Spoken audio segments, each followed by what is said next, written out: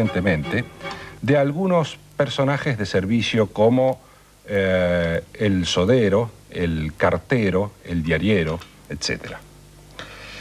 Uno de los más recordados vodevils cinematográficos con actores fue No me pellizques más, que en realidad era alemana, pero había una francesa muy recordada también que era Basta de problemas.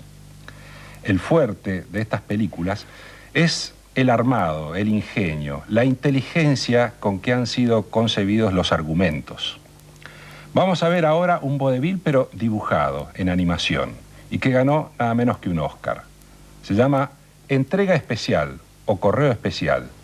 Sus autores son John Weldon y Eunice Macaulay, canadienses, que seguramente entonces han heredado el vodevil de la madre patria de ellos, o sea, Francia.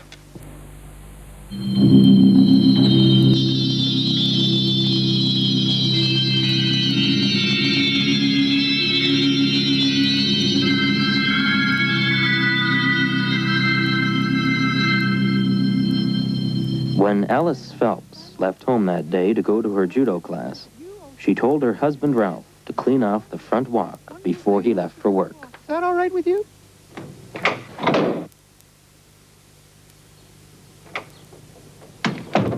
But Ralph never did what his wife told him to do. When Ralph returned home, there was a body lying on his front stairs. It was the mailman. He had obviously slipped on the ice that Ralph hadn't cleaned away and broken his neck. Ralph, fearing the wrath of the letter carriers union, carried the body into the house.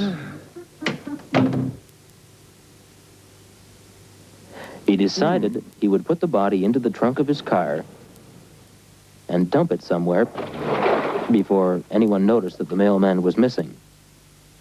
A problem struck him. If the police investigated the disappearance of the mailman, there was a rather obvious clue. All the houses on the mailman's route preceding his own would have had a mail delivery that day. Those after his would not. Ralph wondered if he should turn himself in. He remembered that a mailman had once broken his leg on a friend's property, and that had cost the friend a lot of money. A broken neck was probably considered as bad as 10 broken legs.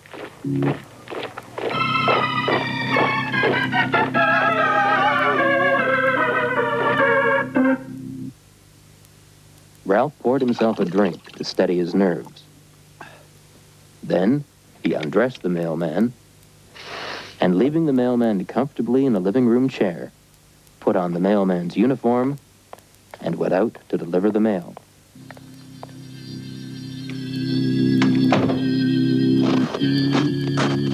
No one noticed that it was Ralph delivering the mail instead of the regular mailman.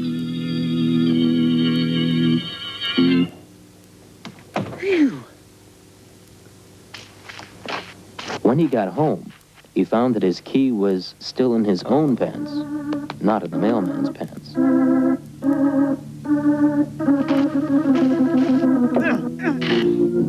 He tried to get in a window. He was spotted by some policemen in a passing police car. They accused him of trying to break into the house. Ralph claimed that it was his own house. The policemen were doubtful that a mailman could afford such a large house. Ralph remembered that there was a body in his living room and dropped the subject. As they were taking him away, a policeman told Ralph that he was a disgrace to the letter carriers union. When Alice came home, she found that the window had been forced open. She found the mailman, the pile of clothing, and the open bottle.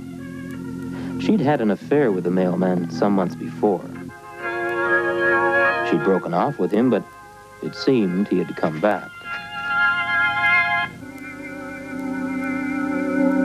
He had broken into the house to see her. Hello? And not finding her, had drunk half a bottle of whiskey, ripped off his clothes, and fallen into a stupor. It was just like him, she thought. Fearing that Ralph would return soon and find him there, she dressed the mailman, put him in the car, drove to his apartment, carried him up the stairs, and put him to bed. She gave him a last kiss before leaving. For the first time, she noticed he wasn't breathing. And for the first time, another possibility occurred to her.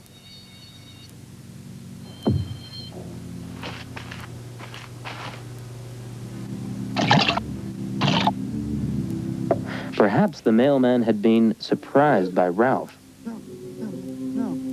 And Ralph had killed him. Perhaps Ralph was out buying a gun right at that moment to kill her, too.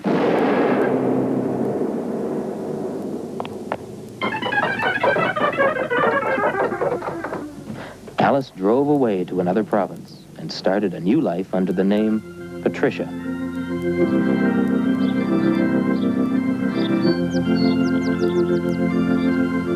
Meanwhile, Ralph was being released from the police station. Letter Carriers Union, still under the misapprehension that Ralph was the regular letter carrier, had paid his bail. When he got home, he noticed the body had disappeared. He burned the mailman's uniform and resolved to forget the whole thing. When the trial date for the mailman arrived, he did not show up. The authorities went to the mailman's apartment and found that he had passed away in his bed. One of the policemen noticed that he looked different, but another said that was just because he was dead.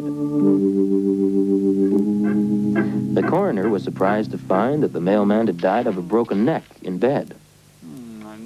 He surmised that the mailman, filled with remorse for his crime, had dreamed that he was being hanged. The resulting reflex of his neck muscles had snapped his neck. After a while, Ralph stopped worrying about the fact that his body had disappeared and that his wife had never come back. And in all the long and happy years that followed, Ralph never cleaned the wok.